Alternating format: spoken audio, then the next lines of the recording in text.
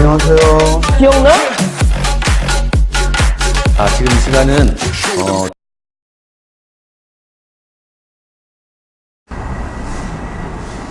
안녕하십니까. 대방열림고시학원에서 식품화학을 강의하는 이승훈입니다.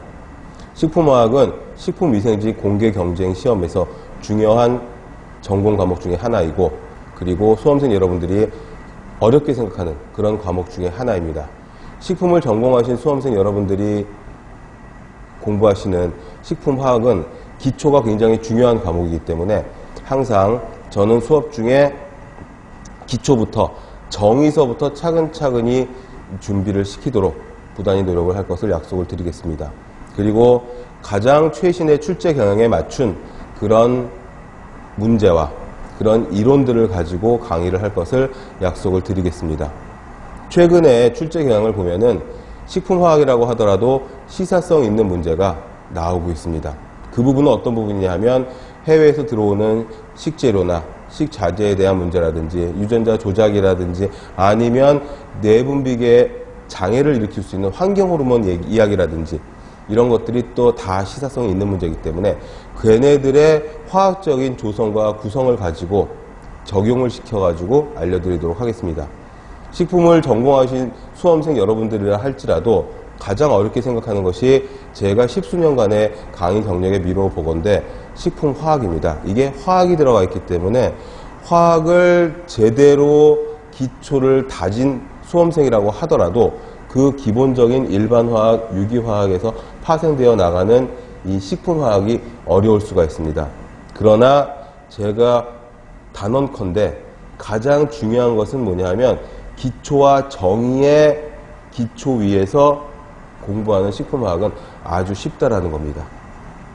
또한 공무원 시험이 사지선다형 객관식 문제라는 것을 감안을 해서 알면 다 쓸 수 있는 서술형 문제가 아니라 객관식 문제는 어려운 점이 그겁니다. 보기 중에 답이 있고 그거를 골라내야 하는데 아주 헷갈리고 아리까리한 그런 부분들이 한두 개가 걸린다는 거죠. 거기서 어떻게 답을 유추할 수 있느냐? 이것은 그냥 무조건 찍기나 통밥을 굴리자거나 이런 얘기가 아니라 이거는 실력에 기초한 답을 유추해내는 그런 내용이 됩니다. 그러려면 화학에서 가장 중요한 것은 정의와 기초입니다. 그래서 그 부분을 첫 시간부터 차근차근히 마지막 강의 끝날 때까지 계속 되풀이하면서 반복하면서 말씀을 드려서 여러분들이 숙지할 수 있도록 말씀을 드리도록 하겠습니다. 두 번째로는 공부하시다가 힘드시거나 안 풀리는 문제가 있거나 하실 적에 네이버 검색창에 카페를 검색하셔서 들어오시면 됩니다. 검색창에 한글로 진통을 검색하셔서 들어오시면 식품위생직 게시판이 따로 있고 거기에서 서로 도와가면서 문제를 해결해 나갈 수 있고 저도 수시로 들어가서 여러분들께 도움을 드릴 수 있는 그런 게시판이 마련이 되어 있습니다. 진심은 통한다는 뜻의 한글 진통이니 네이버 검색창에 아주 쉬운 단어 진통 두 글자를 검색을 하셔서 들어오셔서 가입을 하시고 서로 도움을 주고 도움을 받고 공부하는데 활력소가 되시기를 바라겠습니다. 그렇게 카페와 제 수업과 그리고 이제 추후에 나갈 문제 같은 것들을 함께 풀면서 차근차근히 공부를 해 나가시면 그러면 그 식품위생직 그렇게 많이 어렵지 않은 그런 시험이 될 거라고 믿어 의심치 않습니다. 그래서 저는 강의와 그리고 제가 준비한 교재와 그리고 기초를 탄탄히 다지는 그런 수업으로 여러분들과 함께 이 강의를 만들어 나가도록 하겠습니다. 우선 식품화학은 이제 본론으로 들어가겠습니다. 식품화학은 챕터가 8, 9 또는 11, 12개 정도의 챕터가 있습니다. 그러나 가장 크게 두 가지로 나누게 되면 첫 번째는 5대 영양소입니다. 5대 영양소와 물. 이게 한 3분의 2 정도 됩니다. 식품화학의 내용 중에. 그러니 뻔하죠. 식품을 전공하신 수험생들이 많으실 걸로 제가 알고 있습니다. 거의 다시겠죠. 5대 영양소의 몸속에서의 대사가 생화학, 5대 영양소의 생리적인 작용이 생리학, 5대 영양소의 화학적인 구조를 보는 게 식품화학, 5대 영양소가 어떠한 기능을 가지고 몸속에 작용을 하는지가 영양학, 다 이거 가지고 공부를 하는 거거든요. 이게 식품화학의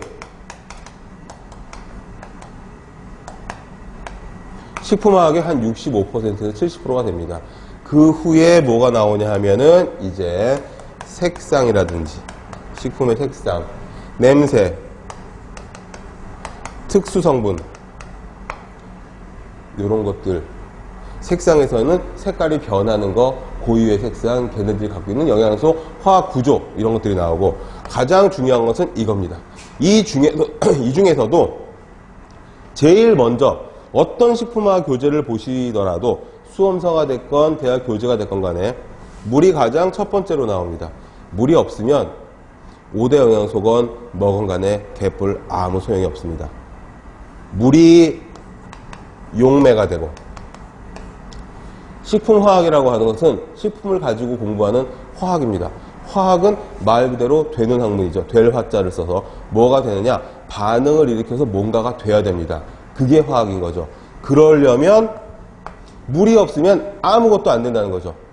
우리가 실제로 설탕을 찍어서 혀에 대가지고 맛을 보는 것도 뭐냐면요, 이게 침에 순간적으로 설탕 성분이 녹으면서 그 설탕 성분의 입자가 딱 레고 블럭을 생각을 하시면 됩니다.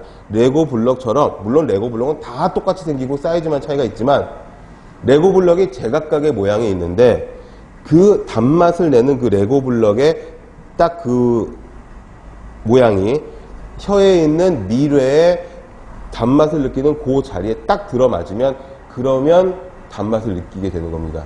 그런데 단맛의 입자가 들어와서 미뢰에 닿으려면 물이 없으면, 수분이 용매작용을 하지 않으면 아무것도 안 됩니다. 인체 내에서 가장 많은 부분을 차지하는 것도 수분, 65에서 70%. 수분이 없으면 혈액도 없고, 수분이 없으면은 소화도 안 되고, 수분이 없으면은 아무것도 안 된다는 것이죠. 수분이 없으면 땀도 안 나고, 땀이 안 나면 계속 열이 나서 돌아가시게 되겠죠.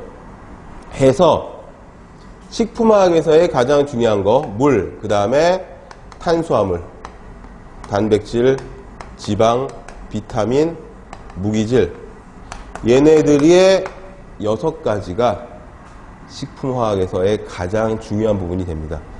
우리 교재에서도 다른 교재들과 마찬가지로, 그러나 아주 세세하고 쉽게 기본적인 사항들을 모아가지고 수분 챕터가 맨 처음에 나와 있습니다. 수분의 기능, 제일 큰 기능, 화학 반응에 용매로 작용한다. 이거 굉장히 중요한 기능입니다. 또한 용매로만 작용하느냐? 배설을 도와주죠. 그렇죠. 소변은 거의 다 수분입니다. 98% 이상이 수분이고, 대변도 40% 이상이 수분입니다. 수분이 없으면 대변도 보기가 쉽지가 않겠죠. 그러니 노폐물이나 불순물 같은 것들을 버리는 것도, 독성 물질이 들어왔을 때 희석을 시키는 것도, 열을 내려주는 것도 수분, 열을 올려주는 것도 수분. 왜? 물은 비열이 커서, 비열이 크기 때문에 어떤 것들을 녹이거나 내지는 어떤 것들을 끓이거나 할 적에 가장 적합한 소재가 되는 게 물입니다. 자, 비열이라는 말이 처음 나왔으니까 비열에 대한 정의를 먼저 알고 들어가도록 하겠습니다. 이 부분은 제가 지우고 다시 쓰도록 할게요. 비열이라고 하는 것은 수분에서도 중요하고 식품화학에서도 중요합니다. 제 수업을 들으시면서 계속 나가면서 정의에 대한 이야기를 많이 들으실 거고, 아마 한 개의 정의, 아마 비열의 정의도 지금 나오고 중간 저희 강의가 마무리되기까지 대여섯 번 아마 들으실 겁니다. 계속 반복해서 들으셔야 됩니다.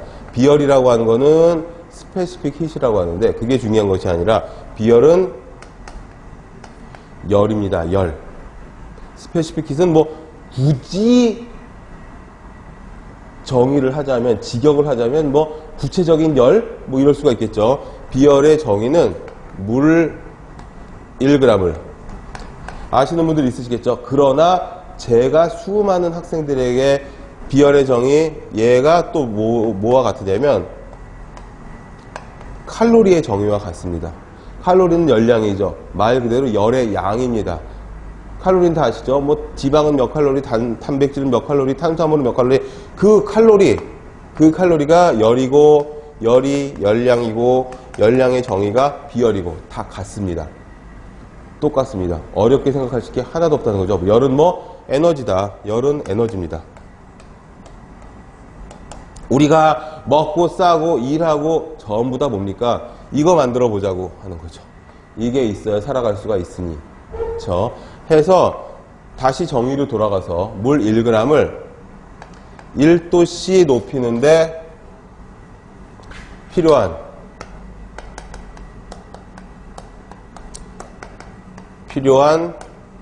에너지라고 해도 되고 열이라고 해도 됩니다. 그게 비열의 정의고 그게 바로 이게 바로 1칼로리의 정의면서 이게 바로 에너지의 정의와 같다. 근데 이렇게만 이야기를 하면 비열의 정의가 뭐죠? 칼로리의 정의가 뭐죠? 물 1g 1도씨 높인데 필요한 열이에요. 라고만 이야기를 하면 이거는 아마추어죠.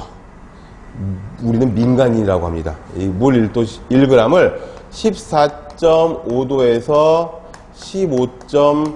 15.5도씨까지 1도 높이는데 필요한 열. 이래야지 정확한 정의가 됩니다. 정의와 설명을 헷갈리시면 안 됩니다. 정의는 데피니션이고 설명은 익스플레인이죠. 정의는 뭐다라고 딱 말 그대로 정의를 내리는 거고 열이 뭐죠? 아, 그건 에너지고요. 우리가 탄수화물, 지방, 단백질을 먹어서 소화, 흡수, 대사되면서 내는 에너지요. 그건 설명이고 정의는 다릅니다. 정의는 뭐다라고 딱 확정적으로 한 방에 정의를 내려주는 거죠. 왜 그럼 14.5도에서 15.5도냐 해필이면 이것까지 아는 사람들은 정말 많지가 않다라는 거죠. 이게 바로 지구상의 평균 물의 온도입니다. 어떤 한가한 사람이 지구 전역을 돌아다니면서 지하수, 바닷물, 빗물, 해수, 강물, 저수지물, 연못 다 온도를 시정해서 평균 온도를 낸 모양이죠. 라고 이야기를 했었는데 이게 뭐냐 하면 지구상의 평균 기온입니다. 지구상의 평균 기온은 지구에 있는 물의 평균 온도와 같다. 그 온도를 1도씨 높여주는데 필요한 열이 비열의 정의다 라는 겁니다. 이거 굉장히 중요한 정의이고 계속 나올 수 있는 정의고 여러분들이 항상 가지고 있어야 됩니다. 왜? 식품에서 열량만큼 중요한 게 어딨냐 이거지. 굉장히 중요하다는 겁니다. 해서 일단 비열의 정의를 알아두시고 그리고 물의 기능을 다시 한번 보도록 하겠습니다. 식품의 형태, 그렇죠? 젤리상의 식품도 있을 거고 젤리상의 식품뿐만이 아니라 곡류가 됐든 과실류가 됐든 육류가 됐든 다 수분을 많이 함유하고 있습니다.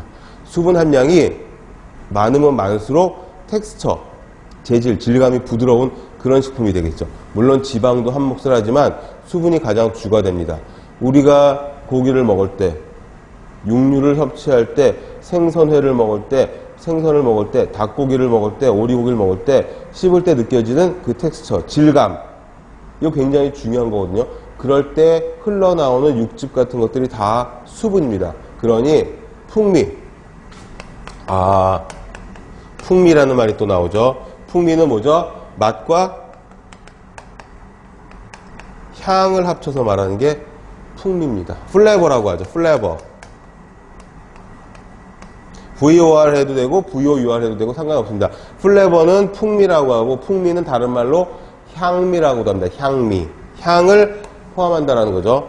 여기에 수분이 없으면 이 수분이 없으면 아무짝에도 쓸모가 없다라는 거죠.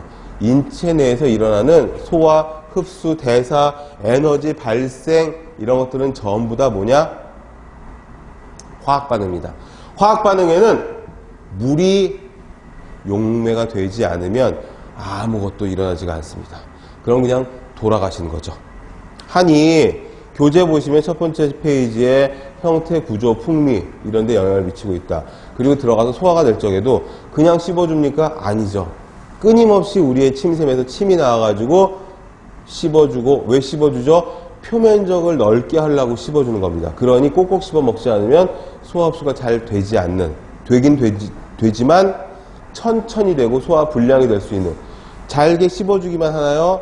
침샘에서 침이 계속 분사가 되면서 혀가 계속 뒤집어져서 아주 골고루 씹어주게 하는 거죠.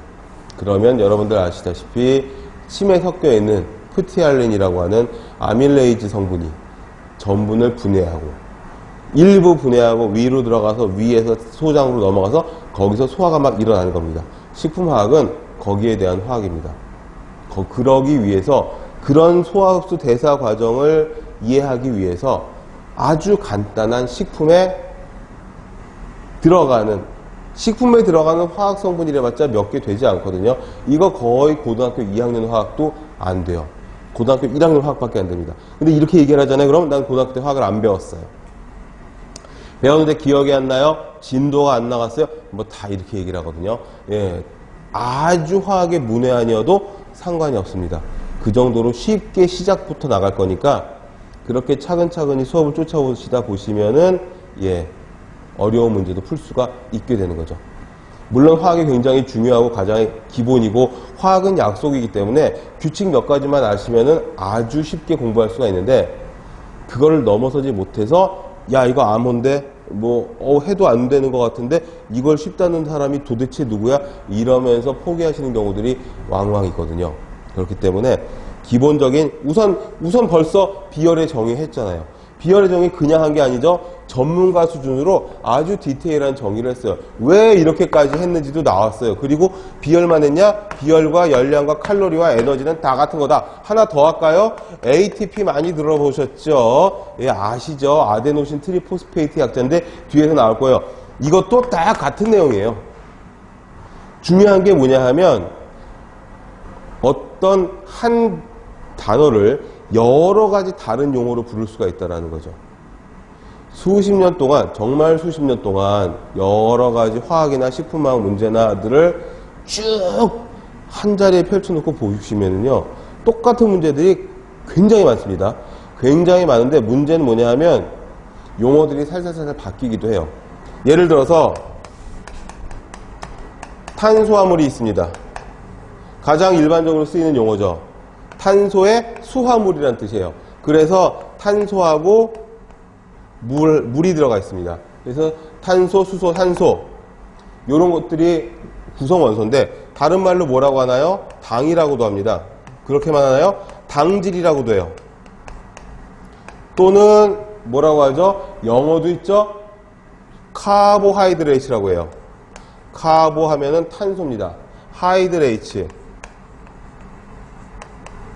하이드레이트 하면은 물이라는 뜻이거든요. 카보, 탄소가 수화된 거죠. 이것만 쓰나요? 그냥 슈가해도 탄수화물입니다. 슈가는 설탕이잖아. 그런데 그냥 슈가라고만 써도 탄수화물, 당, 당질 이렇게 이야기를 합니다. 그러니 탄수화물을 뜻한 용어가 하나, 둘, 셋, 넷, 5개나 된다는 거죠. 일반 회화에서 그냥 카브 이렇게 줄여서 쓰기도 하죠. 그러니까 요는 뭐냐? 제가 말하려고 하는 요지는 뭐냐면은 공부를 하실 때 있잖아요. 특히 이런 식품화학은 더더군다나 그렇습니다. 하나의 현상이나 하나의 화학 반응이나 하나의 그 사물을 뜻하는 중요한 그런 그 용어를 여러 가지로 알아두셔야 됩니다. 단백질만 해도 단백질, 프로테인, 지방만 해도 오일도 지방, 팻도 지방, 리피드도 지방, 지방도 지방, 기름도 지방, 비계도 지방. 뭐 되게 많죠. 기름이나 비계라는 말은 시험에 나오지 않지만 오일이 됐건 팻이 됐건 아니면 뭐 지방산이 됐건 지질이 됐건 리피드가 됐건 이런 것들은 다 알아두셔야 됩니다. 그거를 확실하게 머릿속에다 따다다다 정리가 되면 그러면 화학은 굉장히 쉬워지고 식품화학 자체가 쉬워져요. 교재 첫 페이지를 한번 보시면은요. 설명이 아주 평이하게 되어 있습니다. 이건 아무것도 아닌 거죠. 그러나 뒤에 가서 화학 구조나 반응에 대한 설명이 나오면서 한 줄로 설명이 되어 있어요. 제 교재는 정말 자랑 같지만 정말 잘 만들어진 교재입니다. 그래서 설명도 아주 잘 되어 있고 디테일이 아주 세세하게 설명이 잘 되어 있는 그런 교재인데 그러니 여러분들이 여지껏 보셨던 대학 교재나 다른 뭐 수험서들에 비해서 정말 잘 되어 있는 교재라고 제가 확신을 하는데 그런데도 저희 교재에서도 한 두 줄을 쫙 읽고 그 읽은 행간에 숨어있는 뜻을 파악해서 이해를 해야 되는 그런 부분들이 있습니다.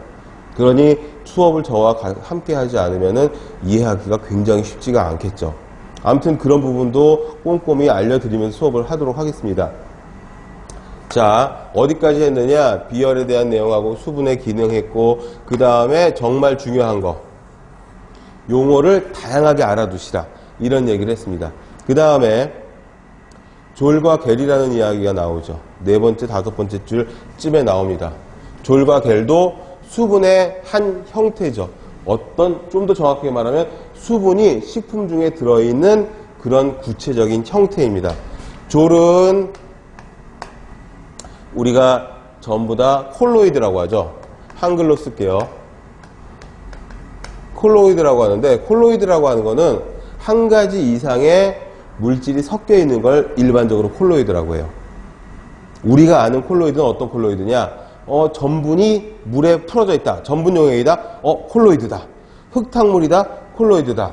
잼이다. 콜로이드다. 그렇게 이야기를 하지만 정말 화학에서는, 이건 물리학하고도 관계가 있는데, 삼라만상, 지구상에 있는 모든 물질을 다 콜로이드로 구분을 합니다.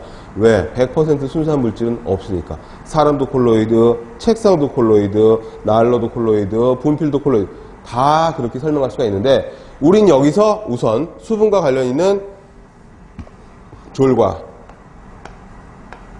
겔을 설명을 하도록 하죠. 졸은 간단하게 일단 포인트만, 그리고 설명. 유동성이 있는 것이 졸이고요. 겔은 유동성이 없는 것입니다. 그러니 뼈국물 같은 걸 쭉 끓이다가 식히면 위에 띠리링 띵띵띵 젤리처럼 반투명한 그런 층이 생기죠. 그거 겔입니다. 근데 열을 또 가스레인지에 불을 켜면은 녹아버리죠. 졸이 됩니다. 졸과 겔은 서로 왔다 갔다 하죠. 여기서 또 하나 기초. 한 10강, 20강까지는 계속 기초적인 얘기가 많이 나갈 거예요. 이렇게 되면은 정반응이죠. 약속입니다. 화학의 약속이죠. 화학의 약속. 왜 안다고 해서 무슨 뭐 줬단 것까지 얘기를 해? 그러지 마세요. 분명히 뜨끔한 사람들 있을 거고, 그런 사람들도 함께 가는 수업입니다. 자, 이거는 뭐죠? 역반응이죠. 그러면 이건 뭐죠? 가역반응입니다. 우리가 쉽게 하는 실수 중에 하나가 어떤 거냐면, 제가 그런 질문들을 굉장히 많이 받습니다. 하루에 몇 개씩 그런 질문들을 해결을 하거나 함께 풀어주거나 하는데, 문제가 나오잖아요. 문제 한 글자 한 글자를 왜 꼼꼼히 보지 않는 건지 모르겠어요. 문제 한 글자 한 글자를 딱 꼼꼼히 봐야 되고, 컴마 하나 주의해서 봐야 되고, 그리고 화살표가 나온다면 이 화살표의 방향이 어디로 가 있는지까지도 세세하게 본 다음에 보기를 보고 거기에 맞는 답을 찾으셔야 되는 거죠. 화살표의 방향이 A와 B가 반응을 하는 겁니다. 그런데 C를 만들 때 이렇게 되어 있다. 화학 반응이 진행된다는 뜻이고, 얘네들은 정반응만 가능하고 거꾸로 가는 역반응은 안 된다는 뜻이에요. 그런데 화살표가 만약에 이렇게 되어 있다. 그럼 C가 다시 A와 B로 나눠지는 그런 물질이 될 수가 있겠구나. 이렇게 생각하시면 됩니다. 이거 약속이고 아무것도 아닌 것 같지만, 우리가 문제에서 이런 것들이 나왔을 적에 세세하게 화살표 하나, 컴마 하나, 글자 하나를 가지고서는 꼬아서 냅니다. 사실 꼬아서 낸 것도 아닌데 거기에 착각하고 오류를 범하는 수험생들이 굉장히 많습니다. 자, 교재의 첫 번째 페이지에 보시면 식품 화학은 인체 내에서의 변화를 보는 것만은 아닙니다. 식품을 가공, 저장, 조리, 유통시키기 위한 어떤 기술도 다 식품화학에 들어갑니다. 그러니 식품 가공 쪽에서 간다든가 불린다든가, 그게 교재에 있는 분쇄 및 팽윤 또는 식염이나 맛성분의 흡수, 요즘 숙성시킨다는 말을 굉장히 많이 하더라고요. 숙성시킨다는 게 바로 이거죠. 식염이나 맛성분의 흡수, 침투, 살균. 예전엔 재운다고 했죠. 재운다고. 양념을 해서 재우는 그런 것들이 다, 또는 중요한 식품의 갈변, 갈변은 굉장히 중요해서 바람직한 갈변이냐 바람직하지 못한 갈변이냐를 먼저 구분하고, 이게 효소가 갈변을 시키는 거냐 아니면 다른 어떤 물질이 갈변하는 거냐를 구분하는 것이 이쪽 저쪽 시험에서, 국가고시에서, 자격증 시험에서 굉장히 많이 나오는 부분입니다. 공부 하루 이틀 하나요? 알죠. 십수년간 해왔기 때문에 우린 다 압니다. 장단점, 차이점, 주의할 점, 이런 것들만 세세하게 꿰고 있으면, 머릿속에 싹 넣어놓고 있으면, 정리하고 있으면 시험 문제가 쉬워진다는 거죠. 자, 수분의 역할을 교재에 있는 내용을 보면서 함께 보실게요. 자, 화학적으로 용매, 운반, 희석, 이거 앞에서 쭉 했던 내용입니다. 또는 가수분해가 있습니다. 무슨 말이죠? 가수, 물을 더해서 분해한다는 뜻이죠. 그냥 분해 안 되는 것들이 있어요. 그러나 비열이 크기 때문에, 아이고 지웠네. 물은 비열이 크기 때문에 얘를 첨가해가지고 여기다가 물을 첨가하죠. 그러면은 그래가지고 어떻게 CU 플러스 D가 됐다. 그럼 가수분해라고 할 수 있습니다. 좀 더 정확하게 하려면 여기다가 CD 혼합물을 가수분해했더니 여기에는 주로 정반응만 작용을 하고,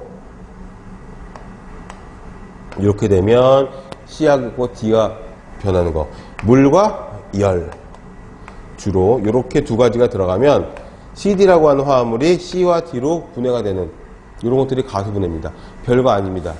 실제로 화학 반응도 제가 A, B, C, D 이런 식으로 부어 쓴 것처럼 아주 쉽습니다. 더 어려운 것은 나오지 않아요. 나오지 않습니다. 확실히 나오지 않습니다. 그러니 기초만 확실하게 가지고 계시면, 그러면 여러분들은 못 풀 문제가 하나도 없겠다. 두 번째로는 물성. 물성이라고 하죠. 물성은 뭐냐? 사물이 가지고 있는 물리적인 성질을 말해요. 딱딱하다, 부드럽다, 말랑말랑하다, 끈적끈적하다, 입에서 씹는데 혀와 치아에 막 달라붙는다, 뭐 이런 것들이 있죠. 그런 것들을 물성이라 그래요. 딴 거 없죠. 물질의 성질입니다. 말 그대로. 이거를 레올로지라고 하는, 레올로지 또는 리올로지, 뭐 어떻게 읽어도 상관없습니다. 제가 계속 말씀드리지만 발음은 문제가 되지 않아요. 전공에 나오는 용어들, 화학적인 용어들 다 그냥 소리 나는 대로 편하게 읽어주시면 좋습니다. 대신에 약속해야 될 게 뭐냐? 분명히 소리내서 읽어줘야 된다는 거죠. 5번 이상씩. 입으로 소리내서 읽지 않아가지고 그 단어가 내 머릿속에 들어오지 않아서 공부가 안 되는 건 어떻게 할 수가 없어요. 그러나 너무나 쉽잖아. 지금 요 페이지에는 없지만 앞으로 우리 교재 넘어가면서 용어들이 나와요. 그 읽어줘야 되는 거거든요. 소리내서 좀 창피하고 민망할 것 같으면 크게 읽어버리세요. 발음이 정확하지 못한 것 같은데 난 영어랑 상극이라, 영어는 나의 경쟁자야, 무슨 가문의 원수야, 읽어줘야 되는 거죠. 크게. 그래도 좀 부끄럽고 민망하잖아요. 그러면 또박또박 레, 올, 로, 지 이런 식으로. 그거 굉장히 중요합니다. 소리내서 읽으면서 내 목소리 한번 들으면서 2번 반복이 돼요. 해서 5번, 6번 소리내서 반복해서 읽어주면요, 어떻게 되냐면은 이게 내 머릿속에 들어오는 것 같은 거죠. 그 반복이 자꾸 익숙해지는 거야. 그러면은 읽지 못하는 단어는 내 단어가 아닌 거죠. 그런데 중요한 건 발음 기호 따로 없다. 괜찮다. 미국 애들 읽는 거 따르고 영국 애들, 독일 애들, 일본 애들 읽는 게 다 다르기 때문에 일본 애들은 못 읽을지도 몰라요. 전 세계에서 제일 영어를 못하는 게 그쪽 애들이니까. 아무튼 레올로지라고 합니다. 레올로지는 졸과 겔, 이런 콜로이드성 물질, 그 다음에 수분이나 지방질이나 이런 것들이 많이 함유되어 있어서 어떻게 탄성이라든지 점성이라든지 소성이라든지 이런 여러 가지 물성학에서 나오는 개념들이 있는데, 그런 것들이 좀 차이가 나는 것들을 물리적인 물의 어떤 특성 또는 물성 이렇게 이야기를 합니다. 또는 미생물학적인 특성이 있습니다. 이거 뭐죠? 발효, 부패 다 아는 거죠. 미생물은요, 물을 이용해서 발효 또는 부패를 시켜요. 발효와 부패의 차이점은 뭐라고? 사람이 주인공이어서, 내가 주인공이어서 나한테 이롭게 썩으면 발효, 나한테 이롭지 않게 썩으면 부패. 완전 쉽죠. 뭐 별거 있냐고. 다 미생물들이 일으키는 겁니다. 그러나 발효와 부패의 차이점은 뭐라고? 사람을 중심으로 해서 이로움은 발효, 해로움은 부패. 누가? 미생물이. 미생물은 공기가 없어도 사는 애들 있어요.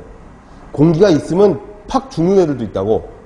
공기가 있어야지만 사는 애들, 없어야지만 사는 애들, 있거나 없거나 별 관계없는 애들, 햇빛이 있어야, 햇빛이 없어야 여러 가지 종류가 있는데, 물은요 아주 필수 조건이어서 물은 반드시 있어야 된다는 거지.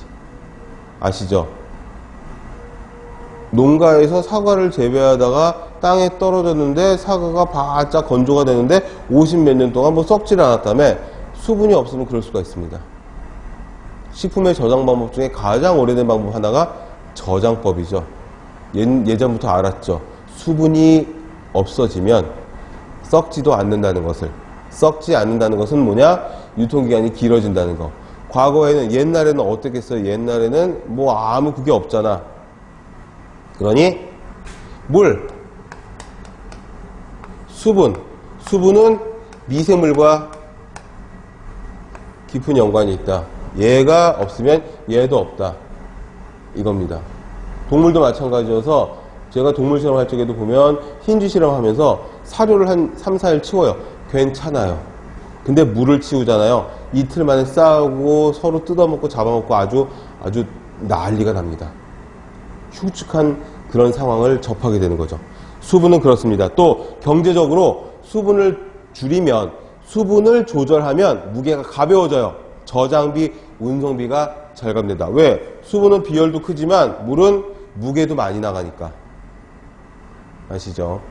해서 여러분들이 드시는 오렌지 주스 시판하는 것도 뒤에 한번 다 보세요. 오렌지 주스 원액 농축시켜서 외국에서 수입한 것들이 거의 대부분입니다.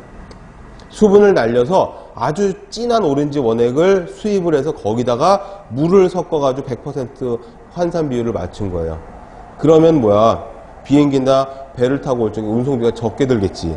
또 밑에 보시면요, 영양학적으로 수용성 비타민들은 물이 있어야 흡수가 됩니다. 밑에 박스가 나오죠. 이 박스는 중요한 것들만 담아뒀습니다.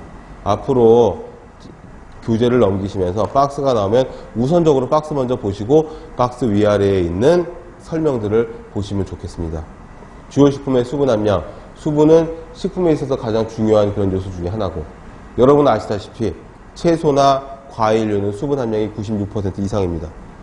제일 많은 게 해파리로 되어 있네요. 99.9%. 거의 물이죠. 또 수박 94.5, 배추 뭐 이런 식으로. 수치는 여기서 외울 필요 없습니다. 단지 어떤 식품들이 수분 함량이 가장 높더라. 저기 보세요. 벌꿀이 14에서 20%. 이 정도 되면 잘 안 상해요. 왜? 수분이 적으면 적을수록 미생물이 작용을 잘 못합니다. 그 정도 정리를 하시면 되겠고, 수치를 외우실 필요가 없는 부분이기 때문에 크게 다 외우고 첫 장부터 이렇게 스트레스 받으실 필요는 없습니다. 제가 알려드리는 중요하다고 밑줄치라고 하는 그런 부분들만 체크하시고 정의 몇 개 필기하면서 같이 넘어가시면 나중에 시험 공부를 하면서 후후후 넘기면서 공부할 때 문제 풀면서 다시 이론서를 찾아야 할 때, 이럴 때 도움이 많이 될 겁니다. 그렇다면 이제 두 번째로 수분의 어떤 기능이라든지 성질을 봤고, 식품 중에 수분이 어떤 형태로 들어가 있는지, 제가 아까도 말씀드렸지만 시험에 나올 게 빤하다는 거죠. 첫 시간이라 그런 말씀 들었습니다. 오리엔테이션 비슷하게 식품화학의 65%에서 70%는 5대 0에서 플러스 물이다. 그럼 각 챕터마다 물 챕터에서, 수분 챕터에서, 그 다음에 탄수화물 챕터에서 시험에 나올 게 빤하지 않느냐? 빤해요. 동서고금을 막론하고 식품화학에서 중요하다고 하는 것들은 다 비슷합니다. 수분에서 뭐 나오냐면요, 제가 일단 요점부터 알려드리고, 자유수, 결합수, 그 다음에 등온, 흡습, 탈습, 곡선, 그리고 뭐가 나오느냐, 요 정도 나오고, 수분 활성도. 이거.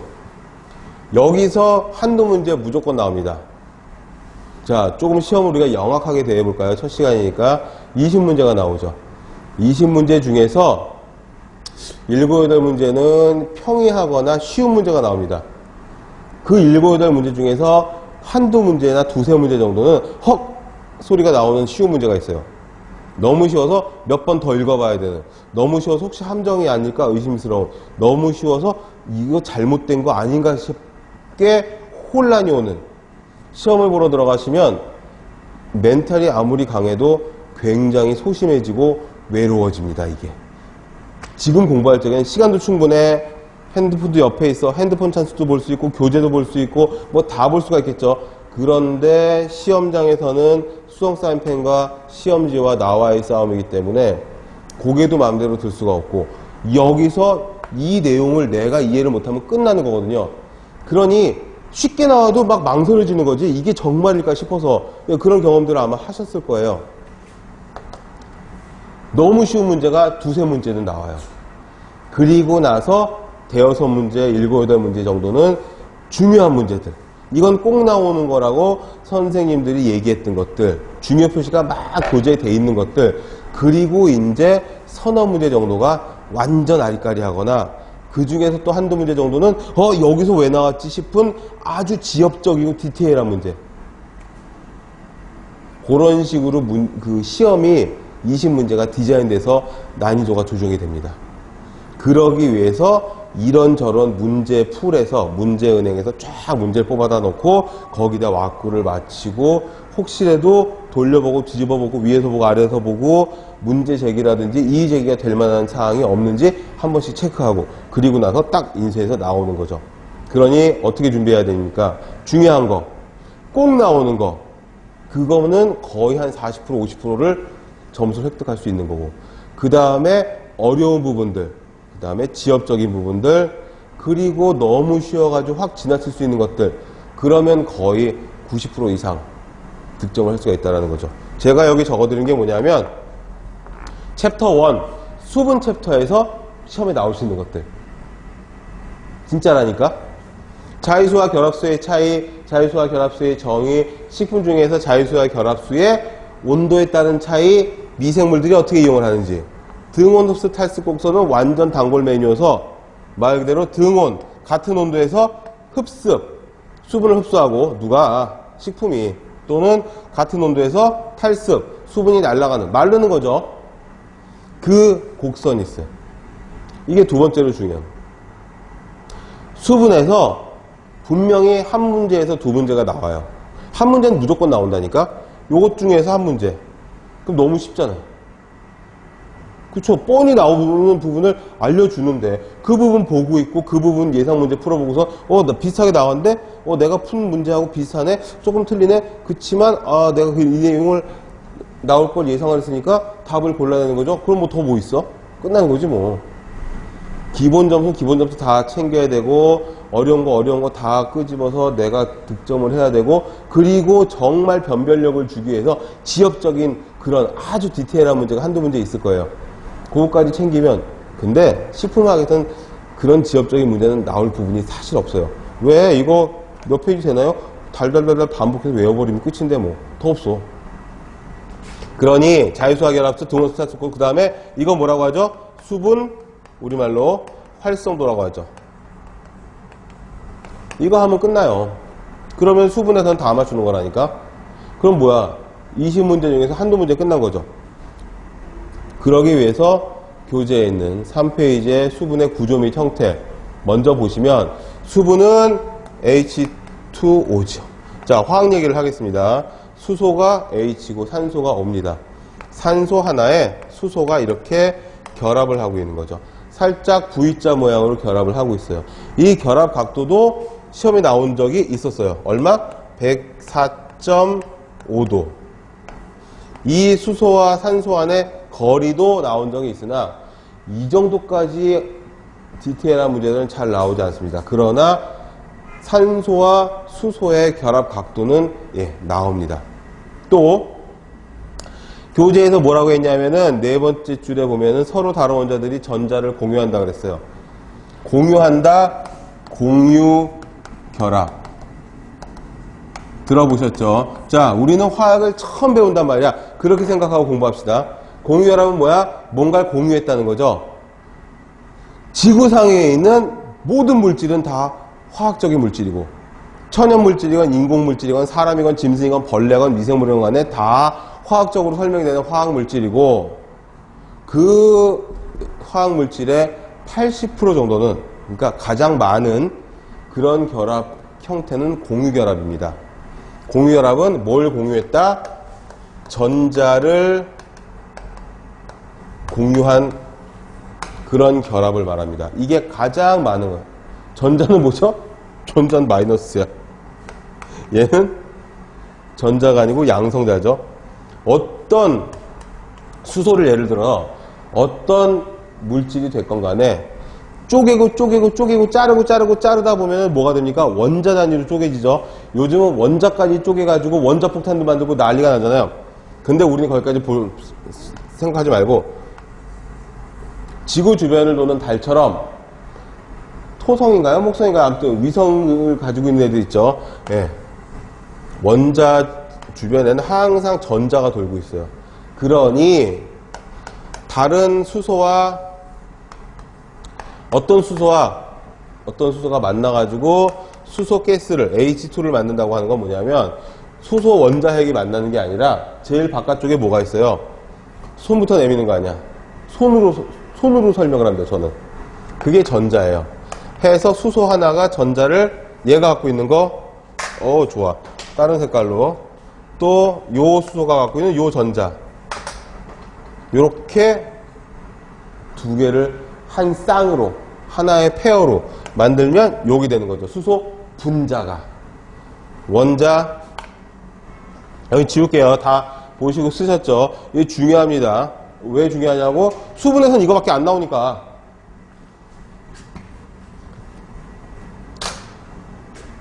쪼개고 원자.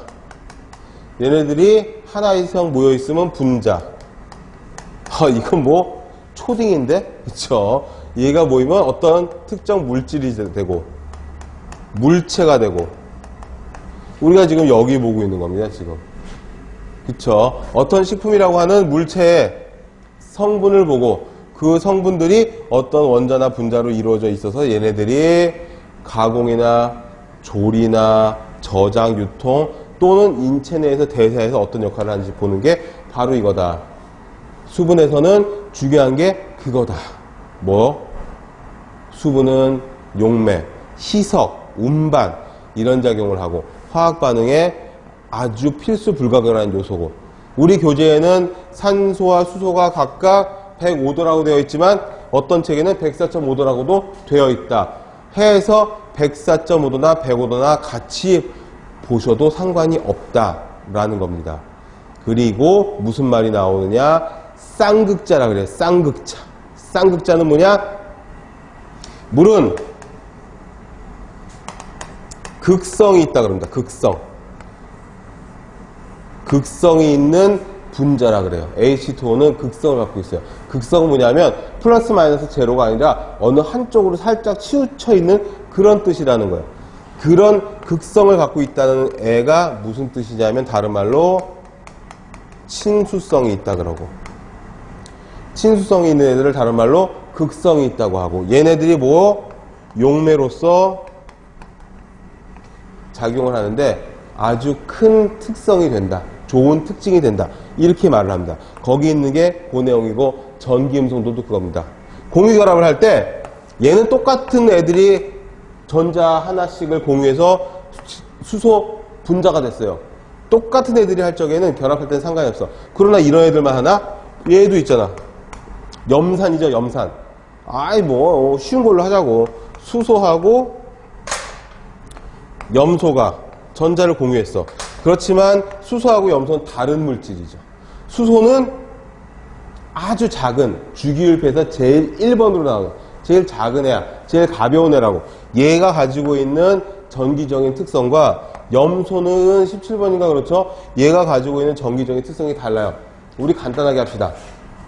여기서 전기음성도를 설명하려면 전기음성도 가지고 2시간 설명을 하고 시험에 나오지도 않는데 그러나 전기음성도를 알아야 이해가 되는 부분들이 있으니까 아무튼 무슨 소리? 공유결합을 하는데 공유결합은 무슨 결합? 지구상에 있는 거의 모든 화학물질이 뭐 전자 한 쌍을 공유에서 공유한 결합. 공결합을 할 때 같은 물질끼리 결합을 하면 상관이 없으나 거의 다른 물질끼리 뭐 H2O도 보세요. H2O 어디였어? 지웠나? 쓰면 되지 뭐. 예. H2O도 산소 하나랑 수소 두 개가 다른 것들이 공유결합을 했단 말이죠. 다른 것들이 공유결합을 하면서 각도까지 104.5도의 각도까지 가지고 있는데 이 공유결합을 할 때 다른 애들이 공유결합을 하니까 덩어리가 다르단 말이죠. 전기적인 차이가 나요. 그걸 전기음성도 차이라고 하고 전기음성도 차이가 크냐 작으냐에 따라서 화학 반응이 어떻게 진행되느냐, 정반응으로 진행되느냐 역반응으로 진행되느냐, 또는 화학 반응이 촉진되느냐 촉진되지 않고 억제가 되느냐, 이런 것들이 설명이 됩니다. 우린 거기까지 할 필요 없어요. 단지 전기음성도가 어떤 것이다 하는 정도만 알면 되겠다 하니, 그런 전기음성도 때문에 결합이 잘 되는 수도 있고 잘 안 되는 수도 있다 라고 이야기를 합니다. 물 분자는요, 일단 비열이 크다. 자, 물 분자의 물리적 특성을 몇 개 적어 드리겠습니다. 물의 물리적인 특성은 1. 비열이 크다는 거 설명이 됐죠. 제일 먼저 한 거죠. 두 번째로 뭐냐면은 끓는 점, 녹는 점, 이게 다 큽니다. 끓는 점은 100도, 녹는 점은 0도. 녹는 점이 어느 점과 똑같은 거죠. 다 어디에서 0도씨가 아니라 다 어디 1기압하에서. 기압이 달라지면 공기가 누르는 압력의 기압이죠. 기압이 달라지면 끓는 점과 녹는 점이 달라집니다. 또 물 분자의 특성이 뭐가 있느냐? 예. 융해열, 기화열 다 같은 얘기예요. 비열이 크기 때문에 끓는 점, 녹는 점, 융해열, 기화열이 다 크게 됩니다.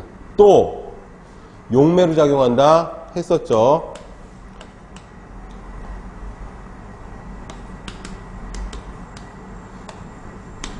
다섯 번째로는 뭐가 있느냐? 비중. 비중 중요하죠. 비중 별표. 비중은 뭐? 밀도입니다. 비중은 밀도예요. 밀도는 뭐죠? 밀도는 부피분의 질량. 근데 그냥 밀도가 아니에요. 어떤 밀도? 물과 비교한 밀도를 비중이라 그래요.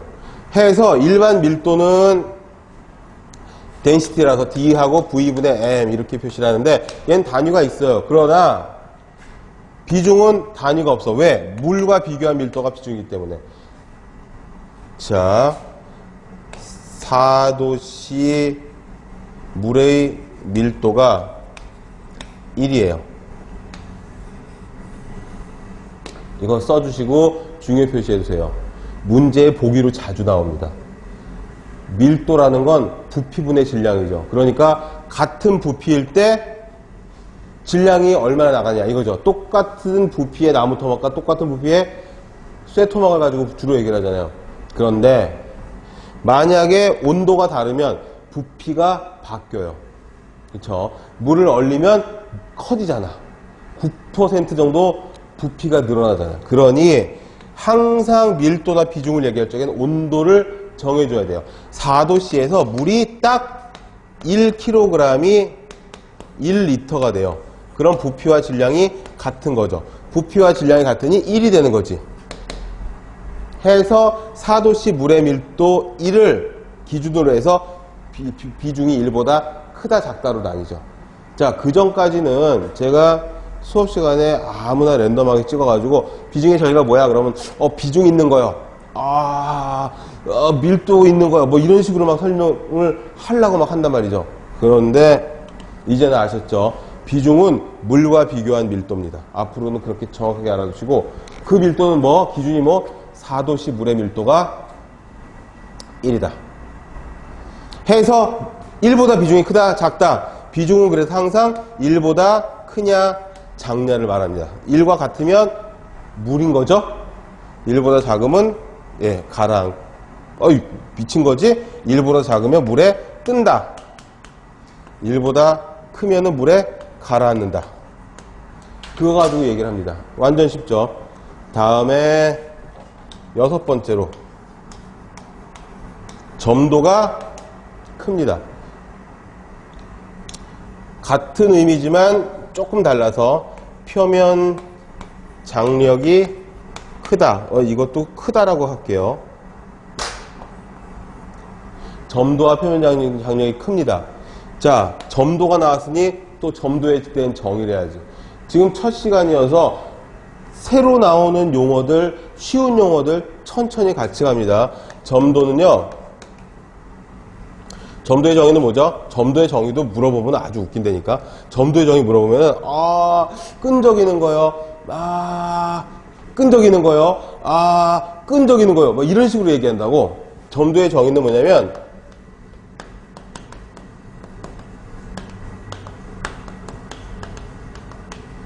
점도는 흐름에 대한 저항입니다. 흐름에 대한 저항. 얼마나 안 흘러가려고 노력하느냐. 물은 다른 것에 비해서, 다른 용매들에 비해서 점도가 큰 걸로 되어 있습니다. 물론 기름 같은 거 연상하면은 물보다 점도가 크겠지만 기름과 물만 있는 게 아니잖아요. 그러니까 대체적으로 봤을 때 물이라고 하는 용매는 용매로서 점도가 큰 용매에 속한다. 예를 들어서 알코올이나 아세톤 같은 거 보세요. 걔네들은 점도가 뭐야? 그냥 뚜껑을 열면 호로록 날아가 버리는데. 또 표면 장력도 마찬가지여서 표면 장력은 어떤 정의를 가지고 있죠? 얘네들은 서로 모이려는, 뭉치려는, 서로 뭉치려는 힘, 서로 모이려는 힘. 그러니 찰랑찰랑하게 컵에다가 물을 따라 놔도 얘가 싹 반원을 넓게 그리면서 안 흘러내리죠. 표면 장력은 정말 중요한 게 어디에서 응용이 되는 그런 이론이냐 하면 모세관 현상. 식품화학 한다든지 계속 용어 설명을 하고 있다 이렇게 생각하시면 안 됩니다. 식품화학의 교재의 내용, 문제의 내용을 이해하고 푸시려면 이 용어들 없으면 절대 안 돼요. 또 비열해서 이런 것들. 모세관 현상은 뭐죠? 가느다란 관에 물을 갖다 딱 대면 쪽 빨리 올라가는 거죠. 이거 표면 장력 때문에 서로 뭉치려고 하니까, 그러니까 그 벽에 뭉치려고 하는 힘이 작용을 하면서 올라가게 되는 거죠. 국내에는 뭐 본 적이 없는데 외국에 가면 수십 미터짜리 나무가 있다면서요. 그 수십 미터짜리 나무 끝에까지 지하에 있는 수분이 올라가서 이파리를 만들고 꽃을 피우는 게 모세관 현상 때문에, 모세관 현상 때문에 올라가서 수분이 공급이 될 수가 있는 거다라는 겁니다. 물은 이런 장점들을, 특성들을 가지고 있다. 그리고 또 뭐가 있다고? 물은 미생물들이 이용을 합니다. 자, 거기 교재에 보시면 수소결합에 대한 박스 안에 수소결합에 대한 정의와 특징 같은 것들이 나와 있습니다. 수소결합은 제가 중요하게 설명드린 공유결합, 이거 공유결합 말고 수소결합은 쌍극자 인력, 뭐라고? 정전기적인 인력. 이거는 굉장히 단단한 결합이에요. 전자 하나씩을 서로 공유하면서, 저는 그래서 어떤 표현을 하냐면 서로 손을 내밀어서 꽉 붙잡은, 그러나 정전기적인 인력으로 수소결합으로 이런 걸로 결합한 것은 그냥 근처에 가가지고 어떤 그런 그 정전기적인 끌림으로 자석 같은 거 있죠. 그런 걸로 쓱 연결되어 있는 상태. 얘네들은 손을 딱 붙잡은 상태. 이렇게 생각을 하시면 됩니다. 해서 거의 모든 화학 물질들은 공유결합이 한 80%를 이루고 수소결합은 좀 적다. 반대로 이걸 자르려면 에너지가 많이 필요한데 수소결합 같은 것들은 그것보다 적은 에너지가 필요하다. 그렇게 기억을 하시면 됩니다. 하고 거기 3페이지 밑에 보시면은 물 분자는 H2O. 물이 분자가 이건데 이게 여러 개 있는, 괄호 쳐놓고 N자를 해놓으면은 수십 개, 수백 개, 여러 개 있다는 뜻이죠. 이런 형태로 존재한다 라는 설명이 되어 있습니다. 하고 자유수와 결합수에 대한 내용이 다음 페이지에 나오죠. 자유수는 결합수는 어떤 것들이다? 자유수는 자유수대로, 결합수는 결합수대로 식품 중에 들어있는 물의 형태입니다. 식품을 얼렸어. 그러면 그 식품이 가지고 있는 지방, 단백질, 비타민, 무기질 이런 것들이 얼은 게 아니죠. 그 식품이 가지고 있는 안에 있는 수분이 얼은 겁니다. 그 수분이 두 가지가 있다. 자유수, 말 그대로 자유니까 프리워터. 그 다음에 결합수. 자유수는 말 그대로 프리. 얘는 바운드 워터라고 해요. 간단합니다. 사람이 어떻게 할 수 있는 물이 자유수예요. 내가 어떻게 할 수 없는 게 결합수입니다. 그것만 기억하면 됩니다. 또한 미생물이 어떻게 할 수 있는 게 자유수, 미생물이 어떻게 터치할 수 없는 게 결합수. 그럼 끝났죠. 100도씨에서 끓는 거 자유수, 0도씨에서 어는 거 자유수. 사람이 짜낼 수 있는 거 자유수, 사람이 증발시킬 수 있는 거 자유수. 사람이 막 씹을 적에 육즙이 흘러나온다 자유수. 미생물이 수분이 필요하다며, 없으면 안 된다며, 미생물이 필요로 하는 게 자유수. 미생물이 사용할 수 없으면 결합수. 간단하죠. 결합수는 화학적인 구조 안에 물이 섞여 들어 있어서 미생물도 사람도 어떻게 할 수 없는 물. 100도씨 이상에서 끓고 0도씨 이하에서 어는. 자유수는 그 외에 모두 다. 박스로 나와 있죠. 자유수와 결합수의 비교. 이게 첫 번째로 수분에서 출제가 될 가능성이 가장 많은 부분. 완전 쉽죠. 뭐 없잖아 별거. 없는데 잘 나와요. 중요하니까. 됐죠. 굉장히 중요합니다. 우리가 여지껏 이야기했던, 우리라기보단 제가 혼자 떠들었지만 제가 여지껏 얘기했던 물의 특성, 물의 기능, 물의 형태, 물에 대한 모든 것들은 다 프리워터, 자유수에 대한 이야기였습니다. 결합수는 미생물도 이용 못해. 끓지도 얼지도 않아. 짜낼 수도 증발할 수도 없어. 아까 건조 방법이 가장 오래된 저장 방법이라면서요. 건조를 통해서 식품을 오래 보존할 수 있는 건 자유수를 날려버렸기 때문. 결합수는 증발 안 됨. 미생물 이용 못함. 그것만 기억을 하시면 됩니다. 그리고 이제 두 번째로 나오는 것이 수분 활성도. 워터 액티비티를 대문자 A와 소문자 W로 씁니다. 간단하게 설명드리면 별거 없습니다. 식품 중에 있는 수분의 활성. 좀 더 쉽게 말하면 수분 함량이 많으냐 적으냐. 물론 결합수가 많은 거랑 자유수가 많은 거랑은 다르겠죠. 결합수가 많으면 수분 활성도는 낮고 자유수가 많으면 수분 활성도가 높다 이렇게 말하지만 거기까지 디테일하게 들어가진 않아요. 왜? 자유수, 결합수 이렇게 구분해서 막 아주 그렇게 심하게 분석을 한다거나 디테일하게 하지 않으니까. 여기서 말하는 수분 활성도는 그것만 생각하시면 됩니다. 식품 중에 수분이 많으냐 적으냐. 정말 쉽게. 사실 좀 주먹구구 같긴 하지만 그렇게 생각하시면 돼요. 수분 활성도는 뭐? 식품 중에 수분이 많냐 적냐? 이 수분 활성도는 1 이하예요. 수분 활성도가 1이면 그냥 물입니다. 하기 때문에 1 미만이라고 해야겠다. 그렇죠? 0.99, 0.98, 0.97 이런 식으로 수분 활성도 구하는 공식이 있습니다. 거기 있죠. 수증기 압을 구하는 방법은 몰수하고 그 안에 들어있는 수증기 압 이런 걸 알아야 되는 걸로 나와 있죠. 주로 몰수를 알아야 되는 걸로 나와 있습니다. 몰수라고 하는 것은 분자량을 알아야지 몰수를 구할 수가 있죠. 해서 엑서사이즈 하나를 간단하게 풀고 보죠. 나올 수도 있어요. 왜 그러냐면 식품 화학이 들어있는 다른 국시나 공인시험들 중에 식품 기사나 식품 산업기사 같은 것들이 있는데 거기서 이런 문제가 나와요. 그러면 간단한 산수 문제가 공무원 시험에 나오지 말라는 법이 있냐? 아니다 라는 거죠. 식품 쪽이 관련되어 있는 여러 가지 국가 자격증이라든지 아니면 산업인력공단 같은 데서 시행하는 공인 시험이나 공인 자격증 그런 것들이 있어요. 걔네들은 뭐냐면 같은 과목이기 때문에 문제들이 서로 완전 공유는 아니지만 굉장히 유사한 문제가 같이 출제가 되곤 합니다.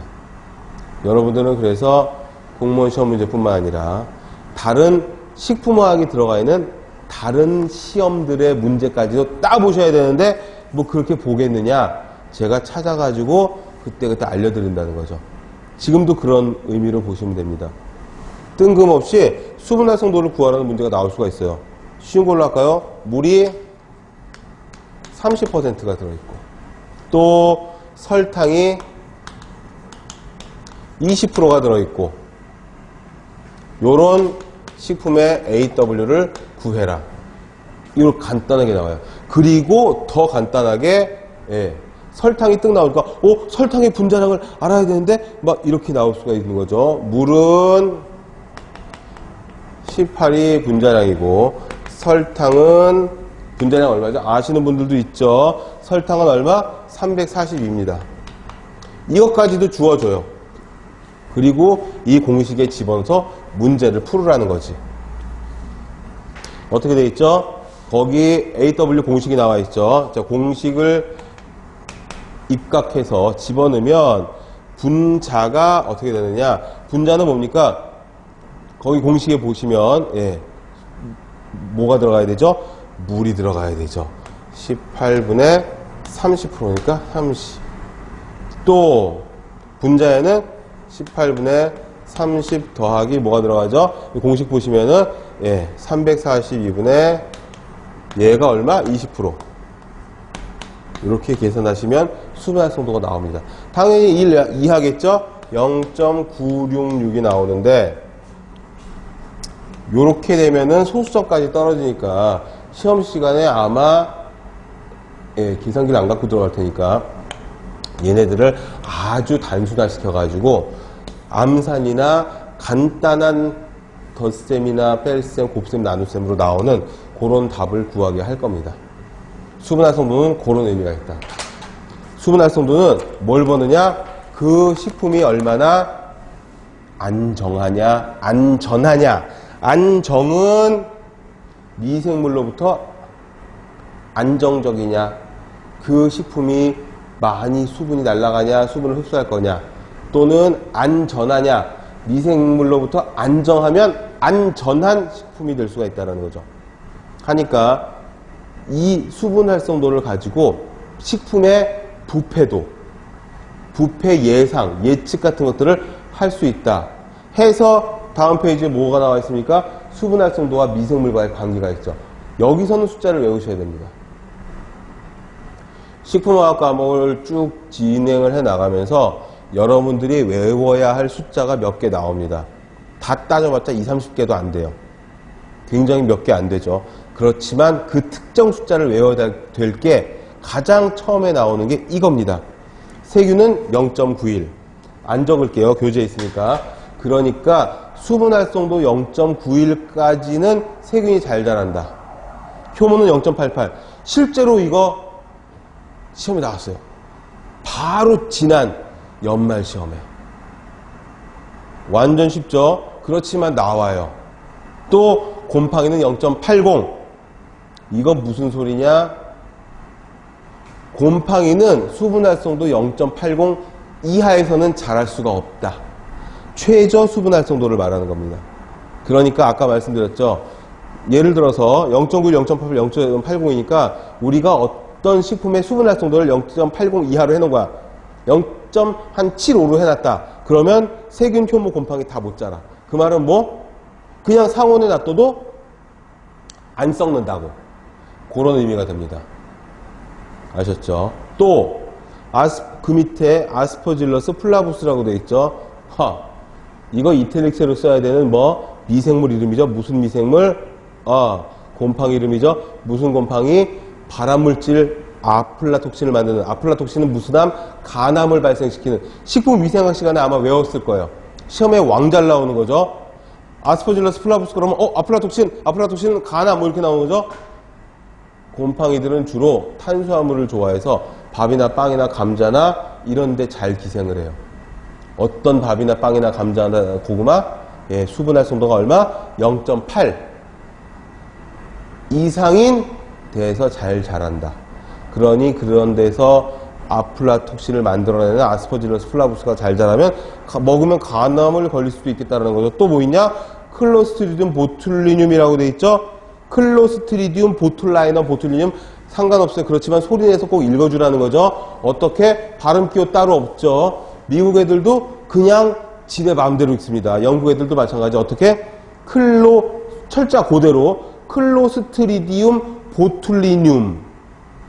왜 철자대로 읽으라고 자꾸 강조하냐면 철자대로 읽어줘야 그 철자를 떠올리면서 따로 외우지, 스펠링을 따로 외우지 않아도 쓸 수가 있어요.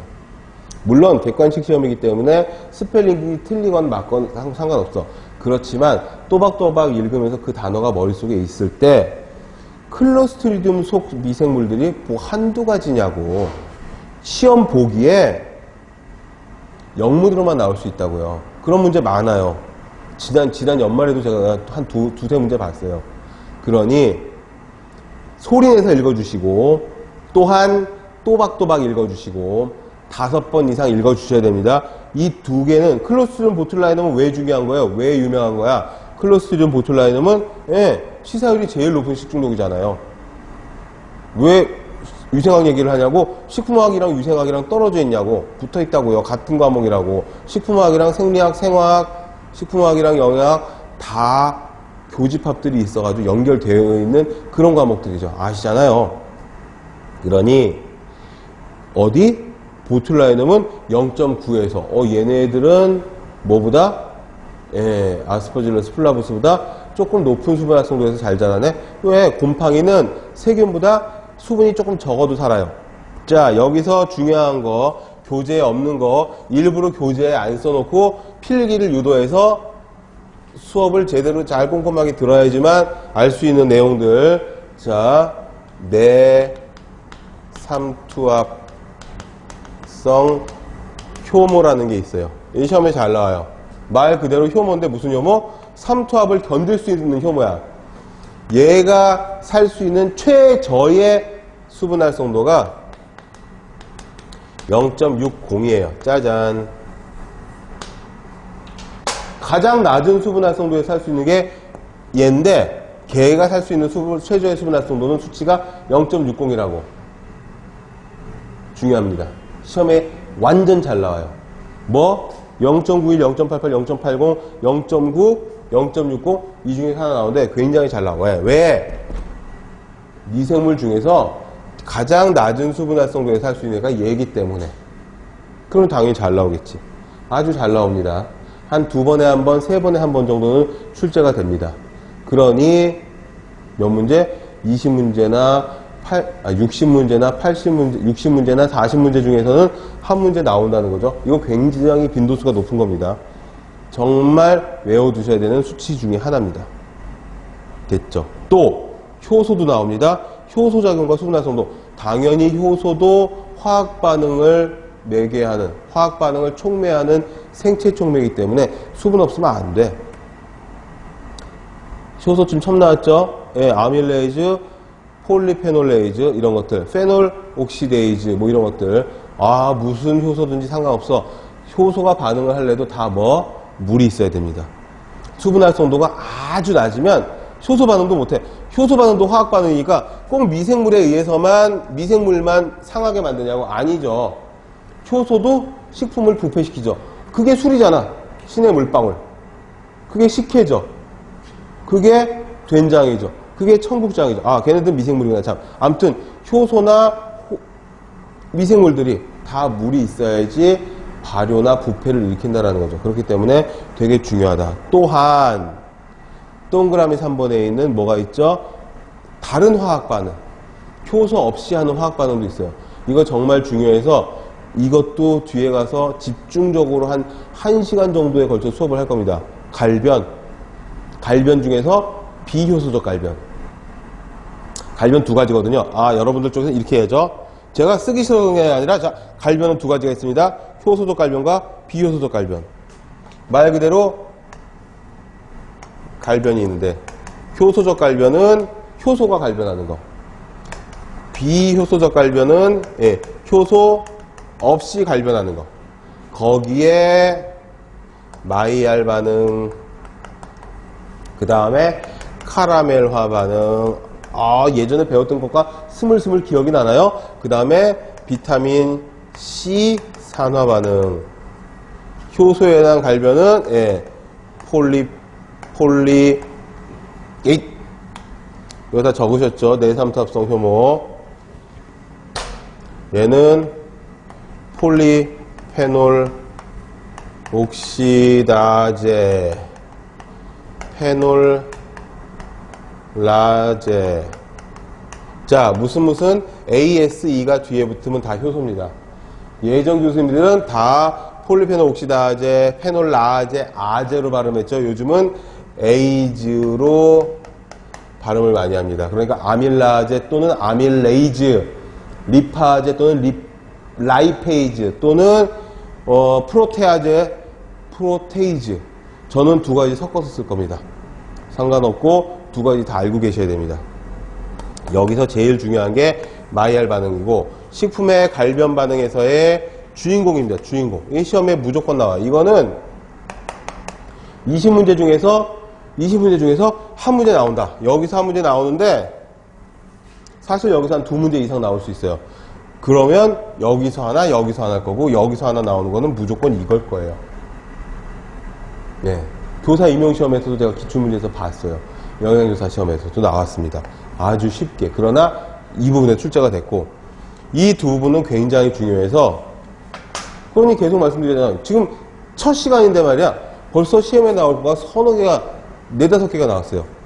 그 중에 하나만 나와도 뭐야. 완전 성공이지 뭐. 땡큐지 뭐. 이렇게 공부하다가 20문제 채우는 거는 일도 아니라는 거죠. 다시 교재로 돌아가서 보시면 비효소적 갈변 중에 5페이지 밑에 뭐라고 나옵니까? 아미노 카르보닐 반응이라고 나오죠. 여기서 또 공부하는 팁 하나. 마이알 반응을 다른 말로 아미노 카르보닐 반응이라고 그래요. 다른 말로 영어로 A.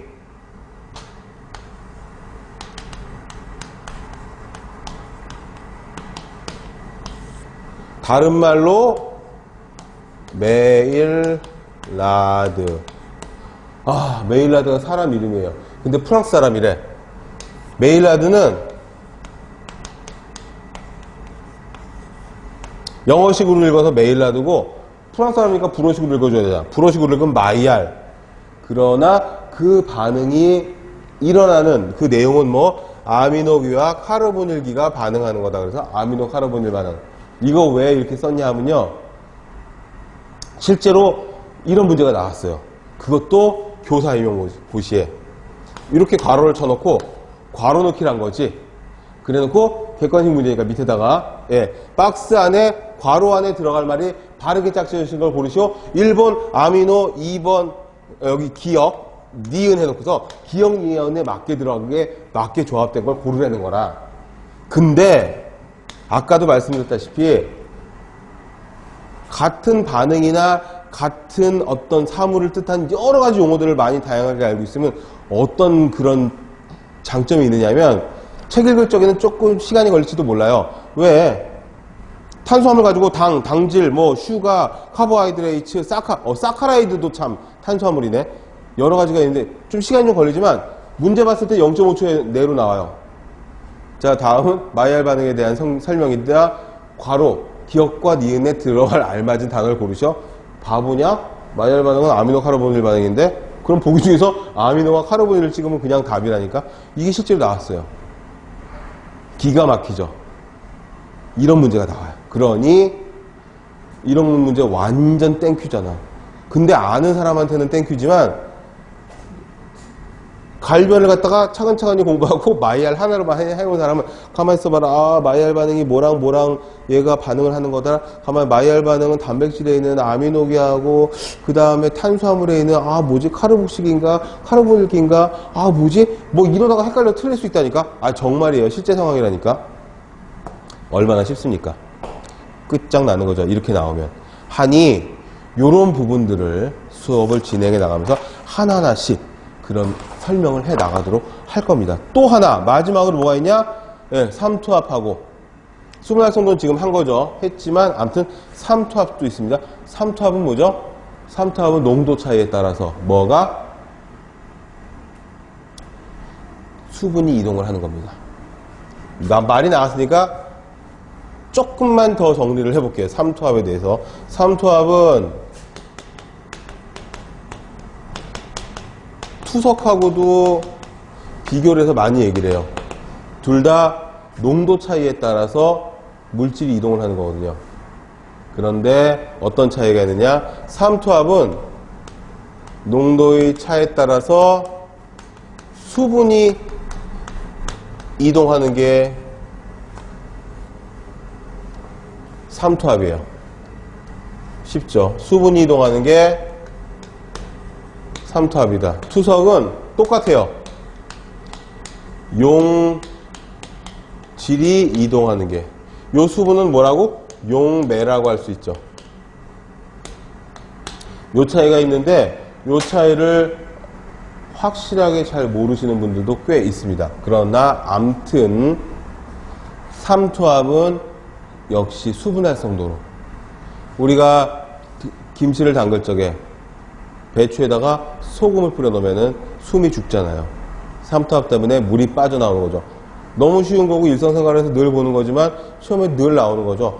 깍두기를 담글 적에도 소금을 좀 뿌려가지고 주물럭주물럭 좀 버무려 놓다가 물을 좀 씻어내고 양념을 하면 좋지요. 그런 것들도 뭐라? 결국에는 수분과 관련 있는 그런 내용이다. 그러면 조금 정리를 해볼게요. 제 수업은 계속 1강, 2강, 3강, 4강 가면서 계속 앞에 부분을 리뷰하면서 리뷰한다는 게 뭡니까? 결국에는 복습을 조금씩 중요한 부분을 복습하고 해서 어떻게 합니까? 자꾸 오버랩 시켜가지고 반복을 시킬 거예요. 반복을 자꾸 시키면은 자꾸 기억에 남는다는 거죠. 한 번 읽고 한 번 수업 듣고 끝날 것 같으면 뭐 하러 봅니까? 그쵸? 필요가 없다는 거지. 그러나 수업 중에라도 중요한 부분들 자꾸 반복해서 하면서 보다 보면 그리고 본인이 스스로 몇 번 더 반복하면 그러면은 더 이상 잊어버리지 않는 그런 나의 내용이 된다는 거죠. 내가 나만의 방법으로 체화시킨 그런 지식이 된다는 거죠. 그건 뭐냐 하면 시험 문제지와 나와 딱 단둘이 독대했을 때 시험 현장에서 답을 찾을 수가 있다라는 그런 내용이 됩니다. 다시 첫 챕터가 수분이고요. 식품학에서의 수분은 굉장히 중요한 부분 중에 하나고 사실 제일 중요한 부분이고 수분이 없으면 뒤에 챕터는 볼 필요가 없으니까 그 정도로 수분이 중요하거든요. 자, 수분의 기능, 수분의 화학적인 구조, 결합 각도까지 얘기했고 공유결합에 대해서 설명을 했고 공유결합은 뭐냐 얘기했고 수분이 왜 중요하냐? 수분은 비열이 크고 뭐 끓는 점, 녹는 점 쭉 얘기를 했는데 그럼 비열은 뭐냐? 비열의 정의에 대해서 이야기를 했다. 수분이 하는 역할 굉장히 중요해서 제일 큰 중요한 거는 뭐냐? 화학적으로 용매작용을 한다는 거. 용매작용을 하기 때문에 굉장히 중요하다. 이렇게 얘기를 했습니다. 하고 식품에 있는 수분은 기능성이 뭐가 있냐? 또 물성을 바꿔줘서 물성에 많은 영향을 끼쳐가지고 그렇죠. 맛도 좋고 영양도 좋고 값도 싸고 뭐 굉장히 냄새 좋고 색깔도 다 좋아. 근데 씹을 때 돌 같아. 누가 먹겠냐고. 그런 물성에 지대한 영향을 하는 게 또 수분이다. 해서 수분이 어떤 형태로 들어가 있느냐? 수분은 수소결합 또는 뭐 공유결합, 그 다음에 그 공유결합을 할 적에 두 가지 이상의 원자의 어떤 전하적인 차이 때문에 전기음성도라는 게 생긴다. 그런 것도 설명을 했었고 또 물 분자의 물리적인 특성 한 6, 7가지 표면 장력까지 해서 쭉 설명을 했습니다. 표면 장력 때문에 모세관 현상이 생겨가지고 저 높이까지 물이 공급이 되어가지고 키 큰 식물이 살아갈 수 있다. 모세관 실험 같은 것들은 간단하게 아마 해보신 적도 있을 거예요. 화학 실험에서 미생물 실험에서 제일 먼저 하는 건 그 배지 만들고 면전 만들고 그래야지 미생물 배양하는 거고, 화학실험에서 제일 먼저 하는 거는 쭉 모세관 빼는 거죠. 그죠? 해서 모세관을 만들어 가지고 뭐 혈액이라든지 뭐 물 같은 액체에다 쭉 대면 쭉 아무런 동력 없이 쭉 빨리 올라가는 거예요. 끝까지 갑니다.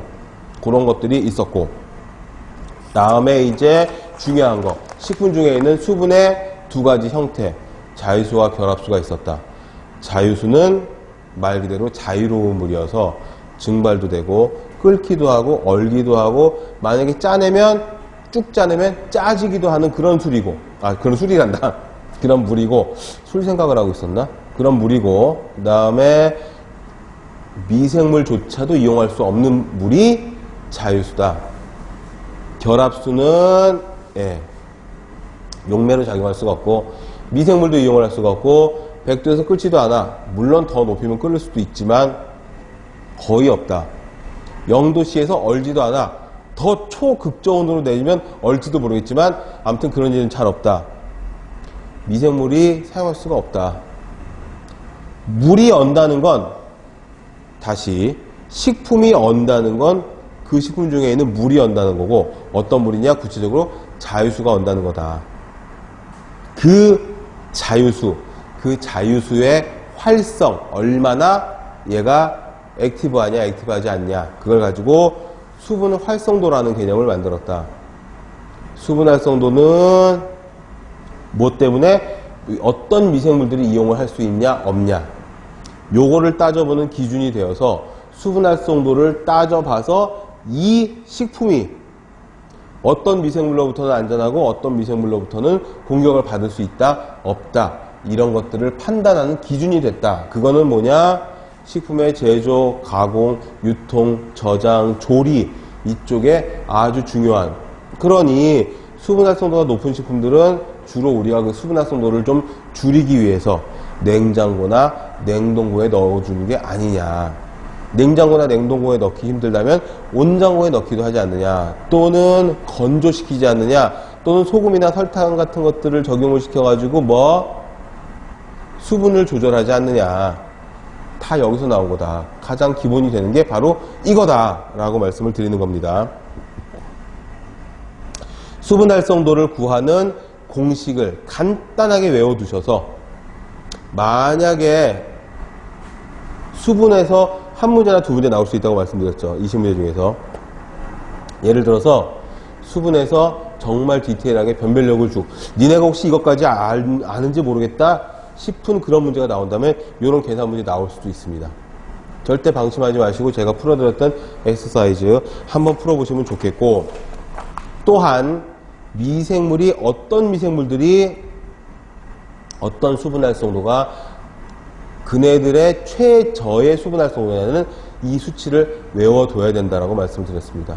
해서 가장 높은 수분 활성도에 살 수 있는 애들은 수분 활성도 0.91이 최저 수분 활성도인 세균이 있었고, 0.88인 효모가 있었고, 0.80인 곰팡이가 있었습니다. 이 수치는 무조건 외워둬야 한다. 이거는 특정 수치이기 때문에 앞에서 제가 식품들이 함유하고 있는 수분의 함량 이런 것들은 안 외워도 된다 그랬습니다. 필요 없어요. 뭐가 제일 많이 갖고 있냐, 뭐가 제일 적게 갖고 있냐, 뭐 이런 것만 기억하면 됩니다. 그러나 이 숫자는 무조건 외워두셔야 됩니다. 정말 나옵니다. 그리고 지웠구나. 책에 없는 거, 내삼투압성 효모가 잘 자랄 수 있는 최저의 수분 활성도는 0.60이었다 라는 겁니다. 일반적인 효모는 0.88이지만 내삼투압성 효모는 0.60 이상에서만 자랄 수 있다. 시험에 잘 나오니 꼭 알아두셔라. 또한 아스퍼질러스 플라부스라고 하는 곰팡이가 있습니다. 곰팡이는 주로 뭘 좋아해? 세균을 좋아해. 그 곰팡이가 세균을 좋아한다고? 곰팡이는 주로 뭘 좋아하냐면 탄수화물을 좋아해요. 탄수화물 식품들은 밥이나 빵이나 뭐 이런 것들인데, 걔네들이 뭐 한다고? 여기 보시면은 아플라톡신을 만드는데, 이게 뭐를? 간암을 일으키는 강력한 발암물질이다.